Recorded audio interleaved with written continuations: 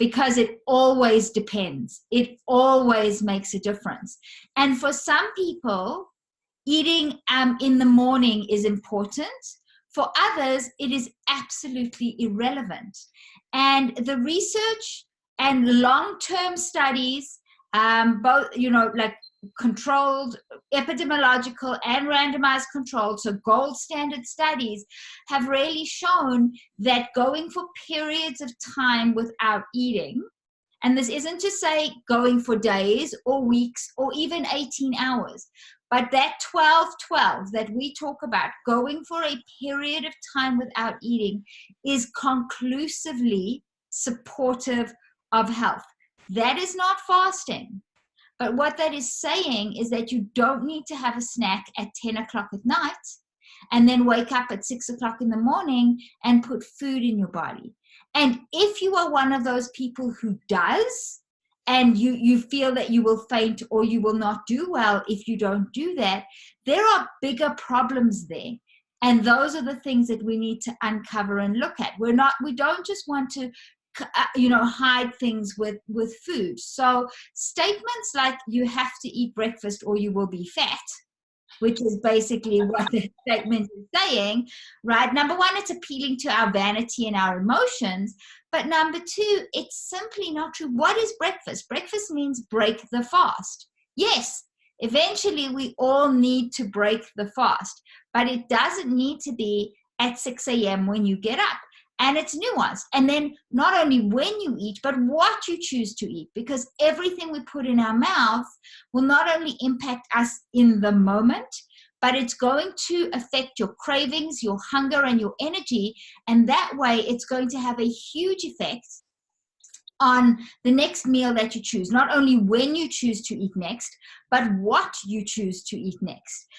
If the meal is not sustaining your energy, you're going to be looking for quick energy fixes, carbohydrates. If your meal sustains your energy, a little more protein and fat, number one, you probably will go a little longer without eating. You won't need quick energy on the one hand. And on the other, you're going to choose foods that don't need to provide you with quick energy because you don't need it right now. So, when we're looking at an article or a blanket statement, and even if it's a 5-page article in the newspaper, trust me, they are not going into the details of the study, and they are not comparing that study to other studies. And it's important because any scientist, and Dr. Carr, I know you want to get your presentation, but any science, we can find anything if we look hard enough and we manipulate some of the variables in the study hard enough. You can seriously find anything and prove almost anything that you want. So it's important to understand, who's funded the study. If Kellogg's breakfast cereal or Sanitarium breakfast cereal has funded the study, of course they're going to have a vested interest in saying breakfast is the most important meal of the day. Even if they say that it's about your health, it's not. They're a company. They're going to do business. So, and I'm not knocking anybody or any company. I'm just saying that it's important to look at why was the study conducted in the first place, and who's wanting to conduct the study, right? I want to prove my point of view and you want to prove yours. Yeah, thank you, Mikhail. So I'm quoting, and I'm not going to put up this particular article on the screen because I don't have nice things to say about it. So when I don't have nice things to say, I don't like to show what it is. So this is the article that came out in one of the leading newspapers of India, and the headline is "Skipping Breakfast Increases Chances of Diabetes by 33%. Okay, so the thing is, this is where things get, this is where things really get my make me a little upset. Is every time they will talk about some study and they don't post the study. That is what bothers me the most. Now, one of the people who, one of the comments on this particular article, I must really thank him because he actually posted the reference to the article, which he thinks probably this lady, the author of the article, was referring to. And that has saved me many hours of research, trying to find out what she was thinking when she, mentioned this. So I'm reading from that. Those who miss their breakfast are on average 33% more likely to have type 2 diabetes. In fact, those who skip the morning meal at least 4 times a week are at 55% more risk of contracting the disease, according to a meta-analysis of data from around 100,000 people published in the Journal of Nutrition. So first of all, just remember what she's saying on that article, 55% more risk. And then I'll talk about what a meta-analysis is and what is an epidemiological study, because a lot of the devil is in the details. And unfortunately, most of us are not very familiar with all that, all that information. Like, I remember when we were in med school, we had a class on statistics, and that was one class I absolutely hated. I don't remember any of that.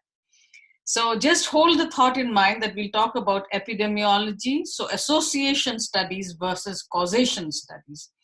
So the next thing she writes is, experts say this is because skipping breakfast increases insulin resistance, putting stress on the metabolic system, which is the first step towards diabetes. Okay, so moreover, people who do not eat their morning meal are more likely to snack through the day.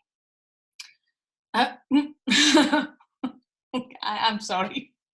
Then she quotes a well-known physician saying that skipping any meal repeatedly stresses the system by making the hormone insulin less active, and breakfast is the most important meal of the day. It should be balanced with more of healthy proteins, less of carbohydrates. So he talks about less carbohydrates, more proteins, least of saturated fat, that is butter.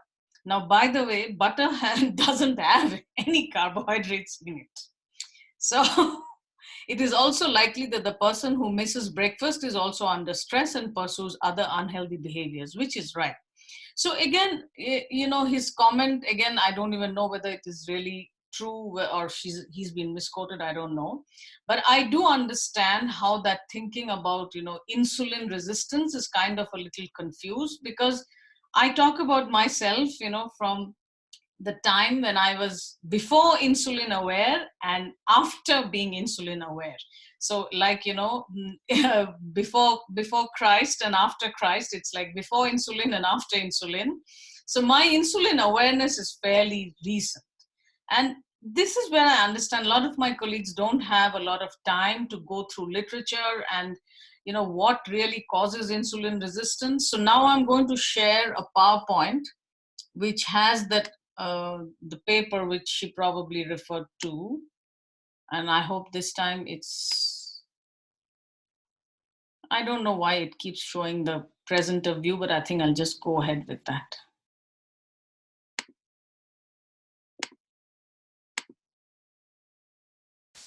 So I don't know what I have done. Whatever I have done, anyway, you all are going to get to see everything. So I assume that you can see the first slide, which says, is skipping breakfast good for you? So now this is a picture I don't apologize for, because this is how complex obesity is. And this is from a UK website called Foresight. So this is called the Obesity System Map. And I know you cannot read anything on it, but my point was not to have you read all this. You can actually Google it and read it for yourself. It's a very nice interactive image, actually.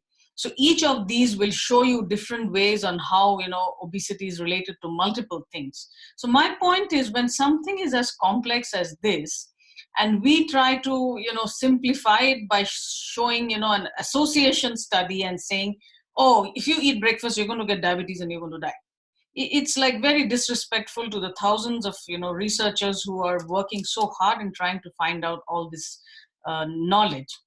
So yes, obesity is complex. And I cannot even say that I'm going to simplify it as far as possible, but Michal and I will definitely try. So this is the paper, which probably is what the author of that article in the newspaper was referring to. Now, note the headlines. Breakfast skipping is associated with increased risk of type 2 diabetes among adults, a systematic review and meta-analysis of prospective cohort studies.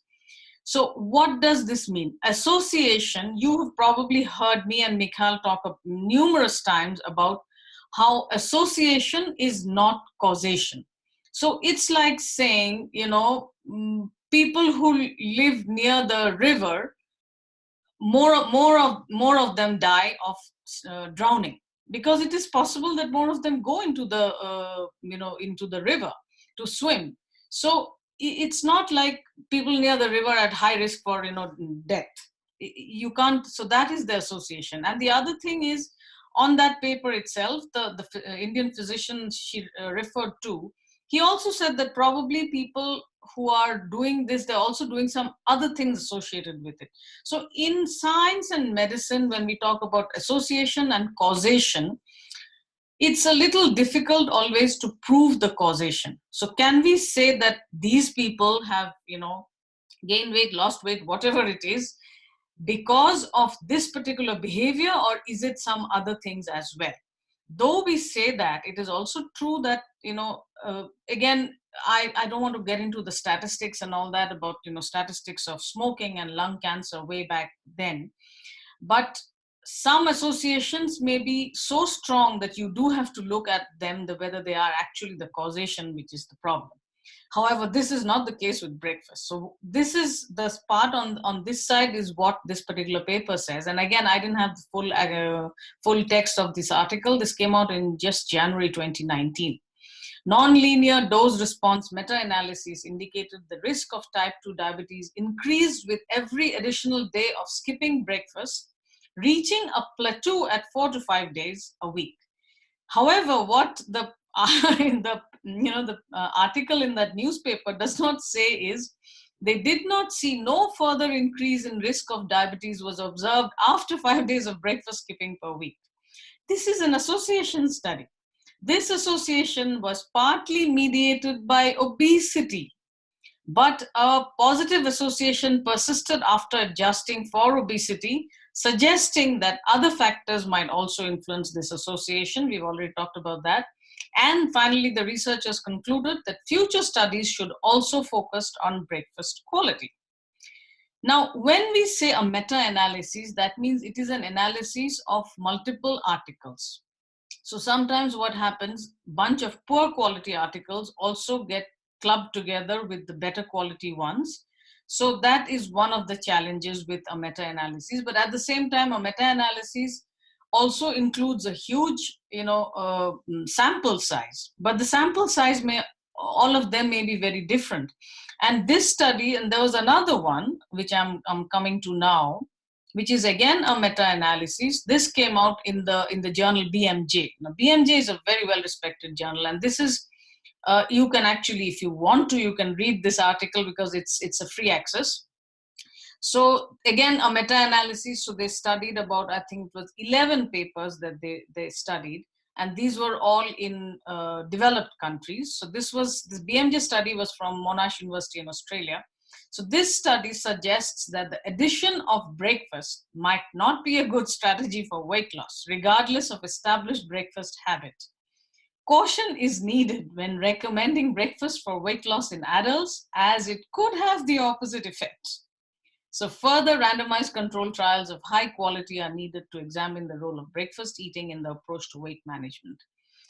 So it's like Mikhail said at the beginning, it's difficult to say one thing or the other right away. Now, what I liked is in that same BMJ issue, there was this is an editorial commentary from Tim Spector. So Dr. Tim Spector is a professor of genetic epidemiology at King's College London, and more importantly, he's a regular breakfast eater. So I could be biased, Mikhail could be biased, but Dr. Spector is not biased, and he's written 2 lovely books. One is called The Diet Myth, and the other one is, I think, on epigenetics. So Dr. Spector is somebody who studies twins. So he has, I think, in his research database about 11,000 pair of identical twins to figure out how much of things are related to genes and how much is environment. And his work is fabulous. So again, this is also freely available. You can have I would highly recommend you all read that.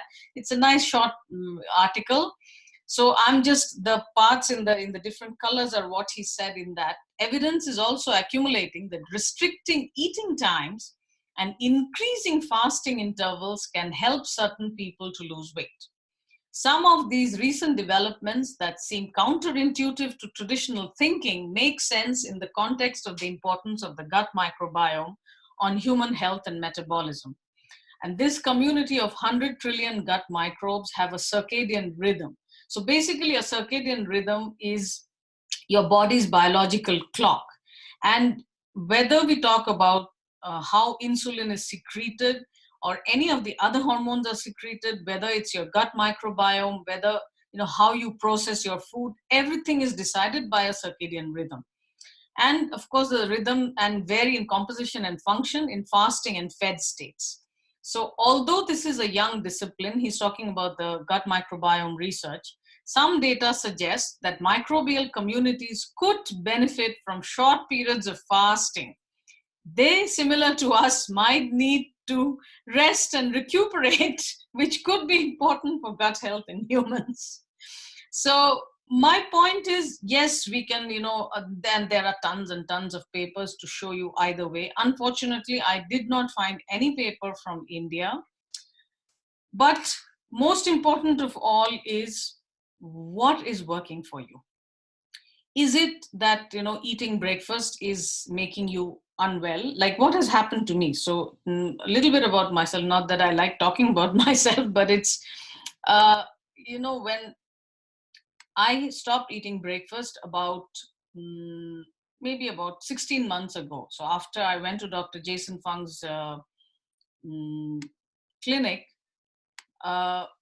I stopped eating breakfast. More importantly, it's not like something I deliberately decided to do. It just happened. And since then, I have not missed breakfast. And believe it or not, I am one of those people. Mikhal, I'm sorry, we can't see you. We can't see you. Your video is missing. Okay. So I was talking about my breakfast experience. So the fact is, I am one of those people who until even, 16 months ago, I was a great believer in breakfast. I used to think people are crazy if they don't eat breakfast. And even for me, it was very stressful because if I go to speak, in some place and the events start, like I start speaking at 8:30 in the morning. And so before that, I have to have breakfast. Then I'll have someone else who'll come and say, Dr. Kaur, I'd like to have breakfast with you. So obviously I have to get ready way earlier. That was so stressful, I tell you. And today I am the person who says I don't need breakfast. And more importantly, when I eat breakfast, I feel terrible. And some of you have experienced that. And I know Mikhal has experienced that too. And some of you on this series of webinars, you all have experienced. Some of our participants from our previous webinars have said that I don't feel like eating breakfast anymore. I don't feel like eating more. So my point is, you have to decide what is working for you. Is eating breakfast or not eating breakfast going to make you diabetic? Not eating breakfast will very likely not make you diabetic. But again, it's very simple. I always tell people, when they tell me this is that and this is right and this is wrong. And I said, you know what, try it. What are you doing really? I'm not asking you to take a potentially toxic medication. All you're doing is changing your, the time you eat food. And if you feel hungry to the point where you feel you're going to die, then please eat. So my point is, find out what works for you. Like, for example, I would love to finish my eating in the first half of the day if I could, because we know that insulin sensitivity, which is the good thing, is better in the first half of the day versus the second half. But when my husband's here, most of the time, both of us are working throughout the day. So evening is the time when we can sit together. So obviously, I would much rather sit and eat with him rather than, eat alone by myself in the afternoon while he is having his meal in the evening. Again, many of you come home and you want to have a meal with the family. That is so important. And it's so wonderful to do that. So in that case, obviously you need to change your time of eating versus, let us say you are someone who, and I'm thinking of, places like Mumbai in India, where the commute, Mikhal, I think I should take you to Mumbai just to experience that commute. It's crazy. So you need to leave home early number one, and then you go and you sit. If you're driving, you're sitting for 2 hours or 2.5 hours. And sometimes what happens is, unless you are, you have planned adequately and you have someone getting your food ready and everything, you may end up not carrying, a lunchbox with you and end up eating whatever rubbish is present, is being sold in your office canteen. If that is the problem with you, I would recommend you might as well eat the breakfast and go, when you leave home, if you find it difficult to carry it with you. Versus, oh no, Shabnam and Mikhail said we should not eat breakfast, so I'm going to stop eating breakfast and eat that vegetable oil fried stuff. The problem is not the frying, the problem is the vegetable oil.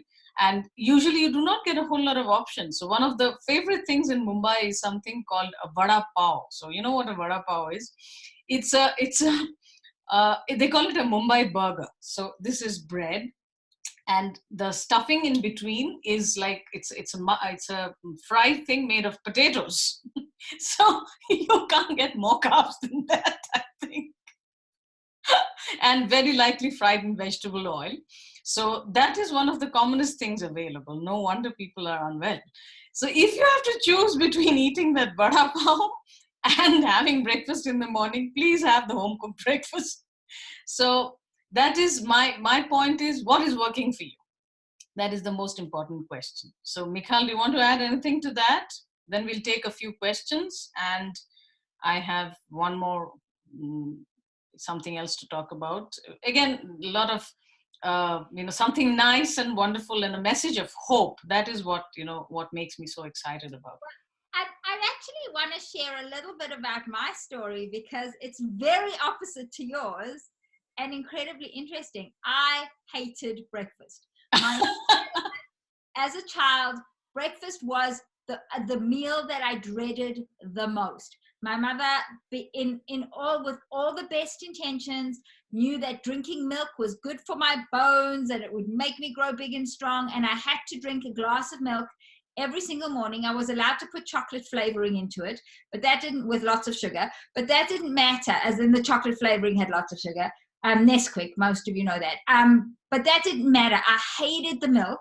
It made me sick, which my mother didn't believe. She thought I was just being a naughty child. And I hated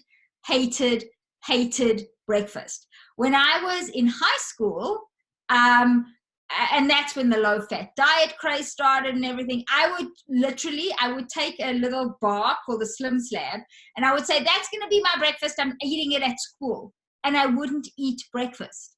So for years and years and years and years and years, for me, generally, unless I went out for brunch, my first meal of the day was at around noon, usually. And I would make an excuse, because I like to be very regimented, and I would say at noon, everybody, I haven't eaten, so I have to eat now. And people would say, oh, how can you go so long without eating? And we're talking about the 1980s and the 1990s here. So people were not skipping meals. You were eating 6 times a day. You were popping fiber pills. You were low fat, high fiber, like all of that stuff. So in my mid-30s, I got early 30s, mid-30s, I was incredibly ill. And I was sent to see a nutritionist, along with loads and loads and loads of drugs and medications. And that's a whole other story.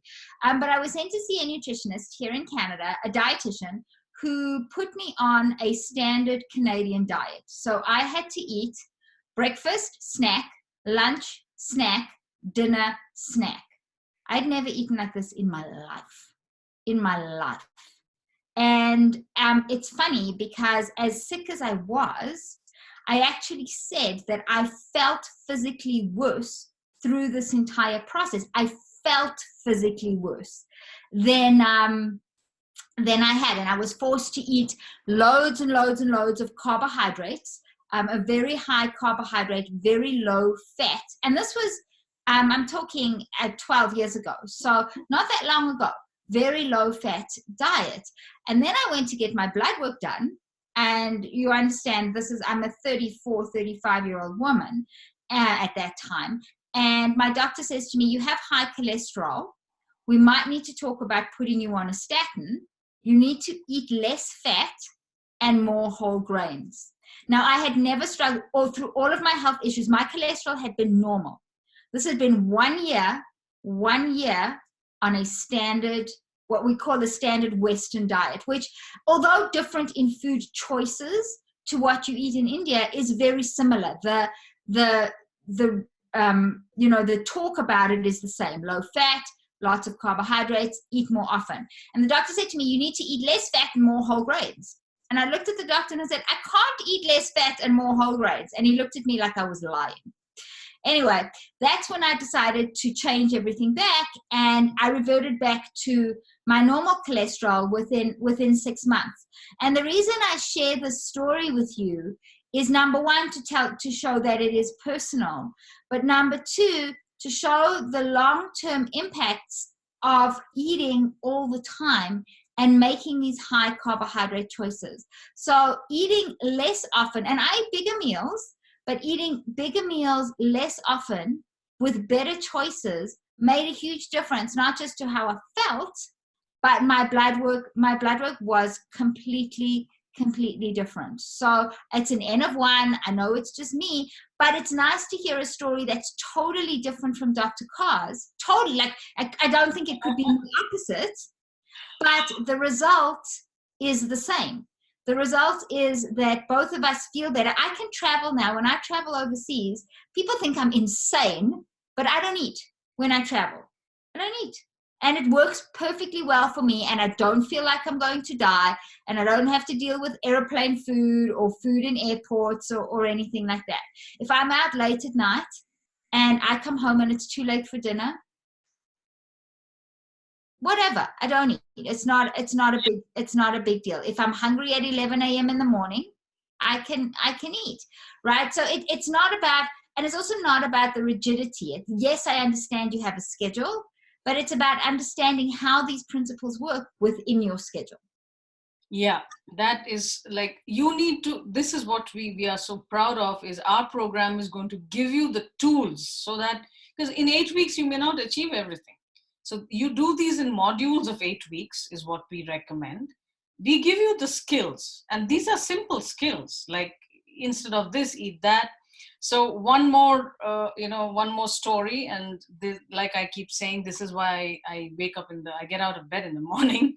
So this is a friend of mine who's a physician. So why I'm stating that is because those of you on the webinar, I don't recommend you go and tell your diabetic relatives that you should start eating low carb, because if you're not a physician, it's a little difficult, because their blood sugar is going to come down, and then the doctor is going to freak out.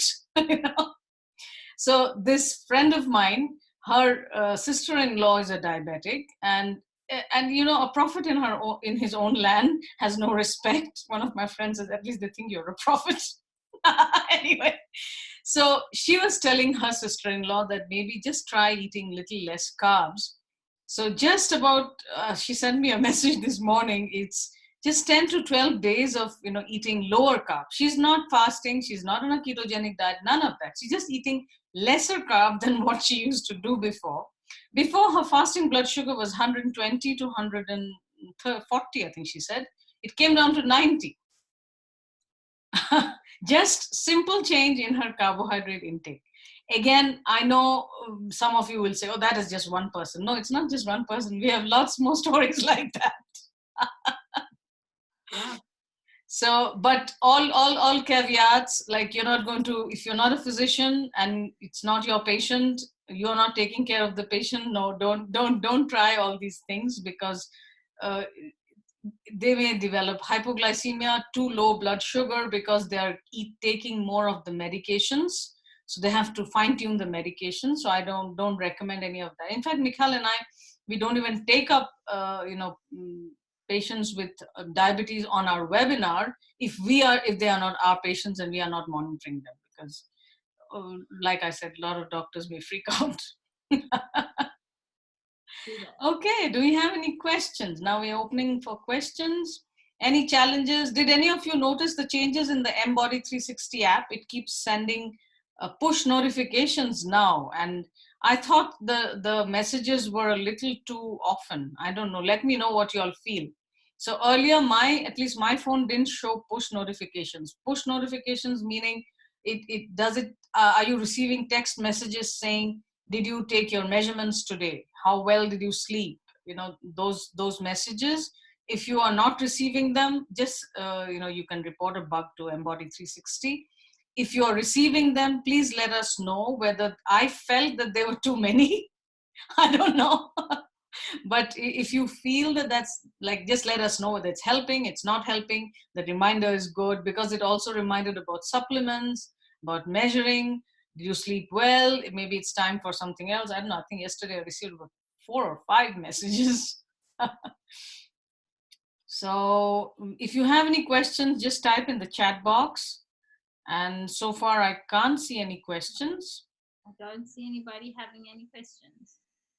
Mm-hmm. So, but there's a lot to digest here, so people might have questions later on. Later on, yeah. Please feel free to. So I'm going to stop the recording.